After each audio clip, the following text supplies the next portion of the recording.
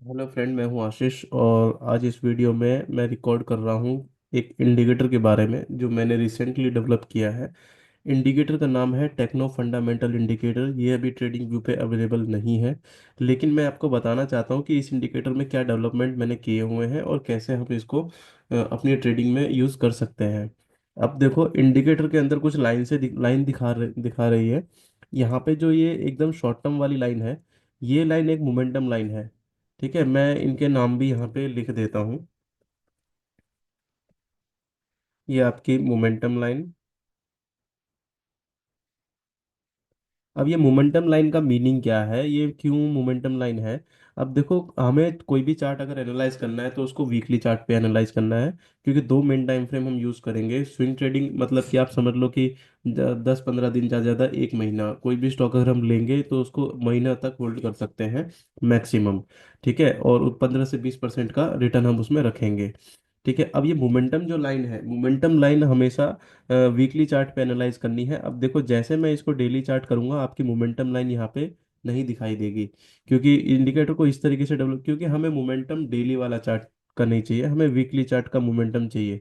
अब weekly chart पे जो मोमेंटम आएगा, उसको हम ट्रेड एंट्री फाइंड करने के लिए सिर्फ डेली चार्ट यूज करेंगे। बाकी मोमेंटम और चार्ट एनालिसिस वीकली चार्ट पे होगी। अब देखो, जैसे मैं यहाँ पे वीकली चार्ट पे आया हूँ, तो यहाँ पे कभी भी कोई भी स्टॉक अगर यहाँ पे रेड हो जाता है, इसका मतलब स्टॉक जो है मोमेंटम लूज कर रहा है। ठीक है, मतलब वहाँ पे एक रिट्रेसमेंट हो रहा है। अब देखो, जब यहाँ से स्टॉक सीधा यहाँ पे गया, तो यहाँ पे कोई भी, यहाँ पे आपको रेड लाइन नहीं दिखाई दे रही है, तो इसका मतलब सिंपल है कि यहाँ पे मोमेंटम लूज हुआ ही नहीं है। और कभी भी आपको एंट्री फाइंड करनी है तो हमेशा मोमेंटम लूज होने के बाद कभी भी स्टॉक अगर मोमेंटम में आता आता है, तो इसका मतलब वहां पे एक अच्छी अपॉर्चुनिटी बन सकती है। चार्ट एनालिसिस का एक तरीका वो ट्रेनिंग में पूरा सिखाया जाएगा। बाकी ये है कि चार्ट को कैसे पढ़ना है, कैसे रीड करना है, वो भी काफ़ी इम्पोर्टेंट है इस इंडिकेटर को यूज़ करने के साथ। ठीक है, तो इंडिकेटर सिर्फ आपको हेल्प करेगा और आपके जो नियम है, बाय सेल रूल्स हैं, वो आपको क्लियरली डिफाइन करेगा, ताकि आप विदाउट एनी इमोशंस उसको फॉलो कर पाओ। ठीक है, क्योंकि मेनली अगर आपके पास सिस्टम और स्ट्रांग नहीं होगा तो आपके इमोशंस आएंगे ट्रेडिंग में, और वो आपको फॉल्स डिसीजन लेने में ज़्यादा फॉल्स डिसीजन होते हैं। तो इसीलिए जितना ज़्यादा स्ट्रांग सिस्टम होगा, बाइसल रूल्स होंगे, उतना ज़्यादा आप उसको सही तरीके से फॉलो कर पाओगे। अब देखो, जैसे ये अवंती फीड्स का वीकली चार्ट है। अब वीकली चार्ट में कभी भी जब मैं कोई भी स्टॉक अगर एनालाइज करता हूँ, तो सिंपल फंडा है कि यहाँ पे एक स्ट्रांग मूव है, हमें क्लियरली दिखा रहा है, मतलब यहाँ पे एक ट्रेंड है। ठीक है, अब जब कोई भी एक स्ट्रांग ट्रेंड आता है और उसके बाद स्टॉक मार्केट नीचे जब प्राइस नीचे गिरता है, तो ये यहाँ पे जो ये वाइट रिबन दिखाई दे रहा है, ये है सपोर्ट लाइन। ठीक है, कोई भी स्टॉक अगर सपोर्ट लाइन में आता है, तो वहां पे इसका मतलब कि वहां पे कहीं ना कहीं एक बाइंग अपॉर्चुनिटी आप देख सकते हो, लेकिन उसको लेना पड़ेगा डेली चार्ट पे। अब देखो, यहाँ पे ये फर्स्ट जो लाइन थी, ये हमारी मोमेंटम लाइन थी, और दूसरी जो ये रिबन है, वाइट रिबन, ये हमारा जो है सपोर्ट लाइन है, सपोर्ट वन, सपोर्ट टू। अब कभी भी जब सपोर्ट वन के अंदर एंटर होगा, तो आपकी जो कैंडल्स कैंडल्स हैं, उसका कलर जो है वो वाइट हो जाएगा। ठीक है, कभी भी कैंडल्स अगर वाइट हो गई, इसका मतलब जो स्टॉक है वो आपके सपोर्ट एरिया पे आ गया है, तो वहां पे कहीं ना कहीं एक अपॉर्चुनिटी बन सकती है। लेकिन स्टॉक के अंदर वो फॉर्मेशन होना चाहिए। अभी ये सिर्फ एंट्री ली है बाय जोन में, लेकिन गिर तो नीचे रहा है ना, तो वहां पे कभी भी एक बेस बनता है या फिर कोई भी फॉलो थ्रू होता है, तो वहां पे हम एंट्री ले सकते हैं, लेकिन फिलहाल अभी वो सपोर्ट जोन में घुसा है। तो अब उसके बाद, सपोर्ट के बाद देखो यहाँ पे बाउंस हुआ। ठीक है, और ये लो बन के बाद ये लो मारा। अब इसको जो है हम फिर एनालाइज करेंगे, डेली चार्ट पे एंट्री फाइंड करेंगे। अब डेली चार्ट पे, सपोज डेली चार्ट पे जाते हैं, यहाँ पे मोमेंटम लाइन आपको अब दिखाई नहीं देगी, देखो मोमेंटम लाइन नहीं है, लेकिन जो रिबन है वो रेड और ग्रीन, रेड और वाइट हो रहा है। ठीक है, अब यहाँ पे जो लॉन्ग टर्म, ये वाली जो लाइन है वाइट वाली, ये हमारी लॉन्ग टर्म वाली लाइन है। जो वाइट वाली है, ये लॉन्ग टर्म लाइन है। कभी भी अगर लॉन्ग टर्म लाइन के नीचे स्टॉक जाता है डेली चार्ट पे, इसका मतलब हमें यहाँ पे फॉलो थ्रू के बाद ही स्टॉक को बाय करना है। फॉलो थ्रू मतलब first bounce and second bounce. ठीक है, और वहां पे आप बाय कर सकते हो। ठीक है। तो कभी भी ये थोड़े से मेरे नियम है बाय करने के, ठीक है। तो इस तरीके से आप भी इस इंडिकेटर को यूज़ करके बहुत ही क्लियरली डिफाइंड तरीके से आप इस इंडिकेटर को यूज़ कर सकते हो विदाउट एनी, आपको कोई झिझक नहीं होगी कि भाई इसको खरीदें ना खरीदें, क्लियर डिसीजंस होंगे, ठीक है। तो ये इसीलिए मैंने डेवलप किया है ताकि मेरे भी खुद के डिसीजंस ताकि ज़्यादा क्लियर हो पाए। अब दूसरा स्टॉक भी जैसे ये जिंदल ड्रिलिंग लिमिटेड है। अब देखो कभी भी स्टॉक्स आपका स्टॉक जो है इस एरिया में आएगा, कभी भी इस एरिया में आएगा तो समझ लो वहां पे कहीं ना कहीं एक बाइंग अपॉर्चुनिटी बन रही है। अब यहाँ पे भी बाइंग अपॉर्चुनिटी बन रही है क्योंकि देखो ये एक लेंथ था, मतलब यहाँ पे स्टॉक ने एक अच्छा मोमेंटम दिया, मोमेंटम देने के बाद रिट्रेसमेंट हुआ, यहाँ पे देखो ये रेड हो गया और दोबारा बाउंस हो रहा है। अब कैंडल्स के जो कलर हैं वो भी मैं आपको समझा दूं ताकि समझ में आए। क्योंकि पिंक ये कलर जो आ रहा है इसका मतलब यहाँ पे कंटिन्यू वीकली चार्ट में देख रहे हैं तो इसका मतलब कंटिन्यू एक हफ्ते अच्छी बाइंग हुई है, मोर देन एवरेज वॉल्यूम। अगर इतनी ज़्यादा वॉल्यूम आती है उसके अंदर तो ये आपका जो कलर है वो पिंक हो जाएगा। और नॉर्मल जो कैंडल्स हैं वो आपकी रेड और ग्रीन रहने वाली हैं। और कभी भी सपोर्ट लाइन में घुसेगा स्टॉक तो इसका मतलब वो वाइट हो जाएगा, ठीक है। सपोर्ट लाइन में अगर घुस गया तो वो वाइट हो जाएगा। और कभी भी हैवी वॉल्यूम्स आ जाएंगे, हैवी वॉल्यूम्स लगेगा कैंडल्स के अंदर, तो वो रेड हो जाएगा, डार्क रेड। देखो यहाँ पे ये मोमेंटम पॉजिटिव है लेकिन यहाँ रेड कैंडल क्यों आ गई? क्योंकि यहाँ पे हैवी वॉल्यूम के साथ स्टॉक नीचे गिरा है, ठीक है। और ये इस एरिया को भी अगर हम डिफाइन करें, पढ़ें, कोशिश करें तो देखो यहाँ पे एक मोमेंटम आया, मोमेंटम आने के बाद सपोर्ट में घुस गया स्टॉक, और सपोर्ट से जब बाहर निकला यहाँ पे मोमेंटम चेंज हुआ है, ठीक है। और यहाँ पे वॉल्यूम्स भी आप देख सकते हो बिलो एवरेज वॉल्यूम्स हैं, ठीक है। और यहाँ पे कहीं भी आपको कोई हैवी वॉल्यूम्स वाले कोई कैंडल दिखाई नहीं दे रही है। और जब भी यहाँ पे पैटर्न से वापस मार्केट निकला है तो इस एरिया को सपोज मैं कुछ मार्क कर देता हूँ। अब इस एरिया को डेली चार्ट पे जाके देखते हैं, क्योंकि ये जो हमारा वीकली चार्ट पे फॉर्मेशन हो रहा है उसको हमें ये भी देखना होगा कि वो डेली चार्ट पे कैसा बन रहा है। तो प्रैक्टिस के लिए आप उसको ये दे सकते हो। अब देखो जैसे यहाँ पे मैंने डेली चार्ट पे लगाया है, ये एरिया है वो, नहीं, ये वाला एरिया है, मैंने ये मार्क किया था। अब इस एरिया जब हम गए तो देखो हम यहाँ पे क्या हुआ, हमारा जो स्टॉक है वो 150 ईएमए के नीचे चला गया है इस एरिया में, ठीक है। तो हमें क्या करना पड़ेगा, फॉलो थ्रू के बाद लेना पड़ेगा। और कभी भी जब स्टॉप अगर ले रहे हो फॉलो थ्रू के बाद, फॉलो थ्रू मतलब कि एक first attempt and second attempt में लेना। फर्स्ट अटेम्प्ट वो कोशिश है कि मार्केट ऊपर जाए, यहाँ पे ये कोशिश हुई देखो। और सेकंड अटेम्प्ट में यहाँ पे ये निकल रहा है। लेकिन जब निकल रहा है तो उस टाइम पे यहाँ पे वॉल्यूम्स नहीं आई है, कैंडल्स आपकी पिंक नहीं है, तो इसीलिए हम यहाँ पे अभी एंट्री नहीं लेंगे। क्लियर क्लियर जो कैंडल बनी है वो स्ट्रॉन्ग बाइंग की वो इधर बनी है, ठीक है। तो आपकी एंट्री यहाँ पर बनेगी, स्टॉप लॉस इस कैंडल का लो लग जाएगा और फिर आप उसको फॉलो कर सकते हो, ठीक है। टारगेट स्टॉप लॉस वो क्लियरली डिटेल में मैं कभी दूसरे वीडियोस में बता दूंगा, ठीक है। लेकिन इस वीडियो में हम ज़्यादा मेनली यही देखेंगे कि, और आप भी कुछ कोई भी आप सिस्टम बना रहे हो, जरूरी नहीं यही इंडिकेटर आपके पास है।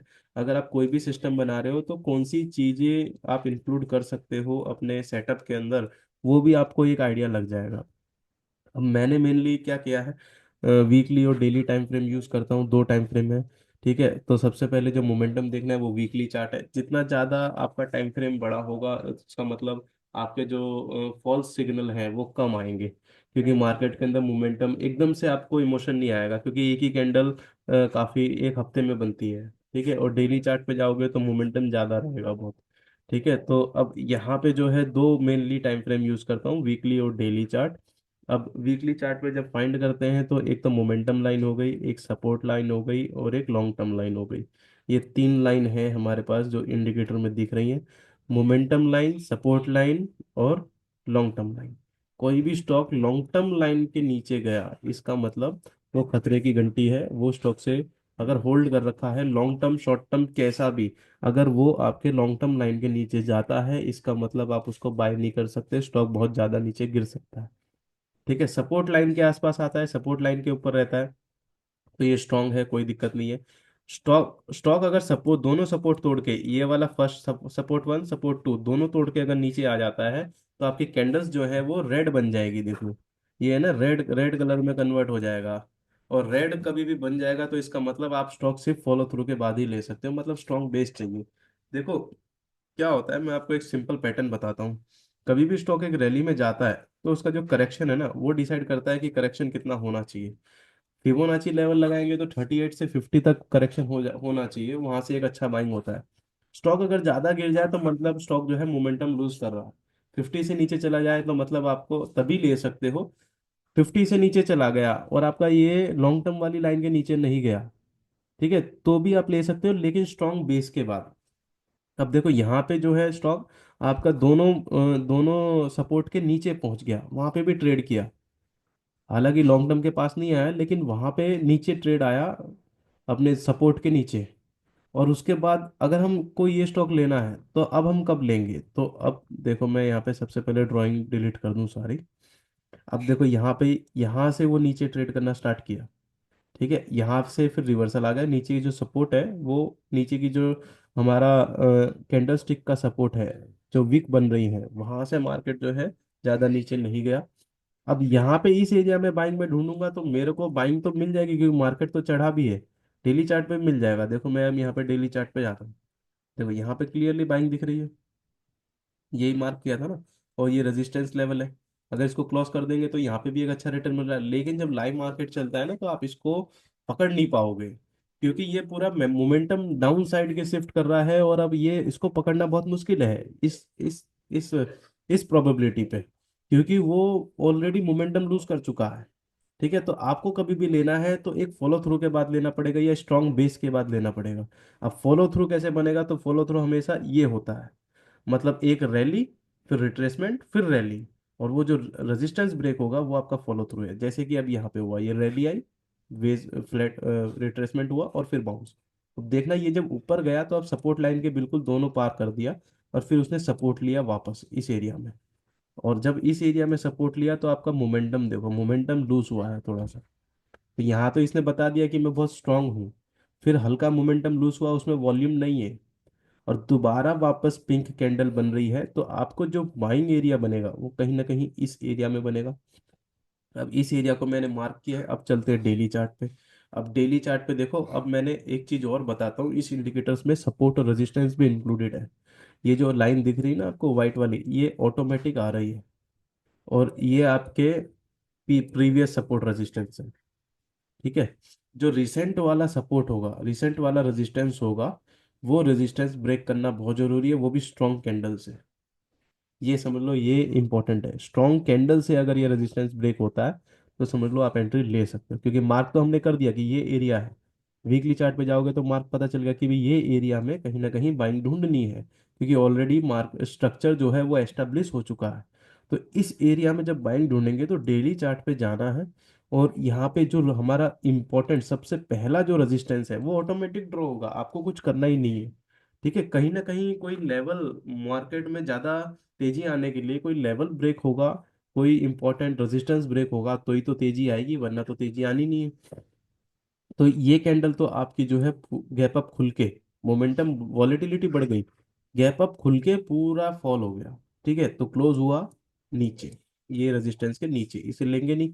लेकिन उसके बाद जो ये कैंडल बनी है वो वापस कम बैक करके पूरा स्ट्रॉन्ग क्लोज दे दिया, तो आपकी एंट्री कहीं ना कहीं यही बनती है।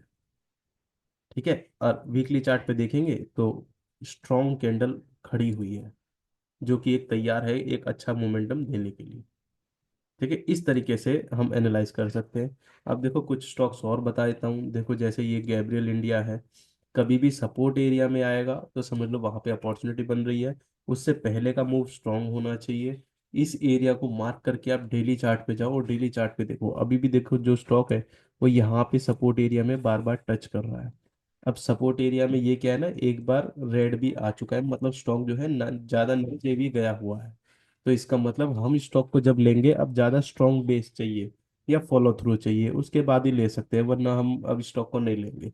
यहाँ पे क्या है, यहाँ पे स्टॉक एक बार नीचे आया लेकिन तुरंत बाउंस हो गया, और ऊपर ही वो रेंज बनाता रहा। लेकिन यहाँ पे कोशिश करी फिर फेल हुआ, तो यहाँ पे कहीं ना कहीं एक हमें बेस चाहिए, उसके बाद ही हम इसको ले पाएंगे। बाकी स्टॉक अभी खराब नहीं हुआ है, ठीक है, सपोर्ट एरिया में ट्रेड कर रहा है, तो अभी हमारे रडार पे अभी तो नहीं रहेगा।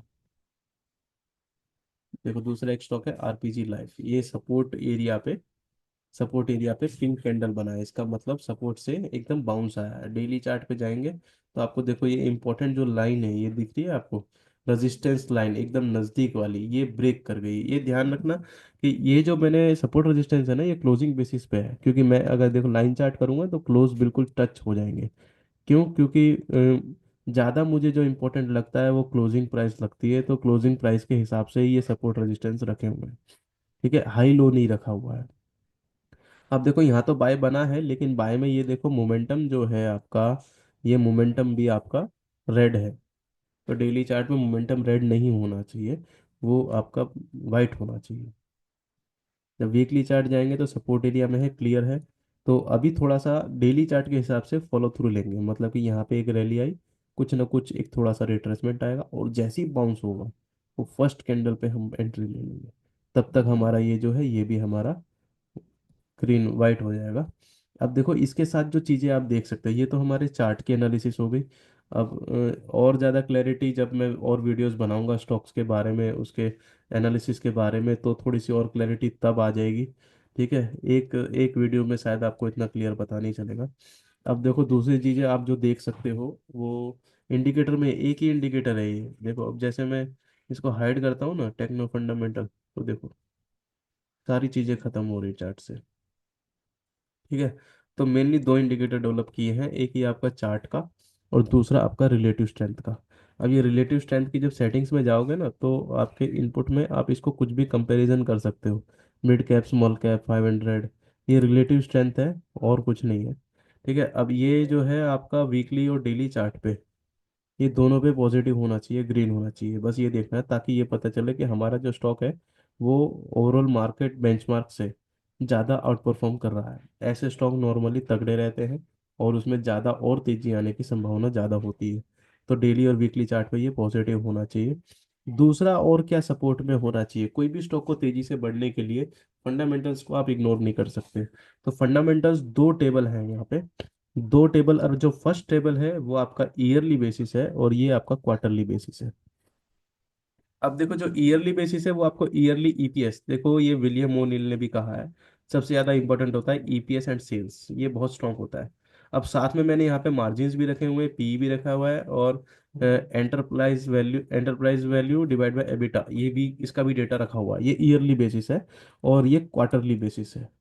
ठीक है, क्वार्टर ऑन क्वार्टर कितना प्राइस अर्निंग्स आ रही है, बढ़ रही है, घट रही है, सीधा परसेंटेज में रखा हुआ है। मार्केट कैपिटल का भी डेटा यहाँ पे दिया हुआ है। इस चीज़ को मैं बहुत ज़्यादा डिटेल में इस वीडियो में नहीं समझा पाऊंगा, काफ़ी डेप्थ है इसके अंदर। ठीक है, तो बस ये है, ये समझ लो कि कोई भी स्टॉक अगर क्वार्टरली अच्छा परफॉर्म कर रहा है तो इधर रिजल्ट्स आएंगे, और ईयरली वाइज कैसे स्टेबल है या नहीं है वो इधर आएगा। ठीक है, तो ये पूरा का पूरा टेक्नो फंडामेंटल इंडिकेटर है, जैसे कि मैंने अभी इस वीडियो में समझाया। ठीक है, और बाकी अगर कुछ भी क्वेरीज होती हैं तो आप मेरे से रीच आउट करो। Thank you.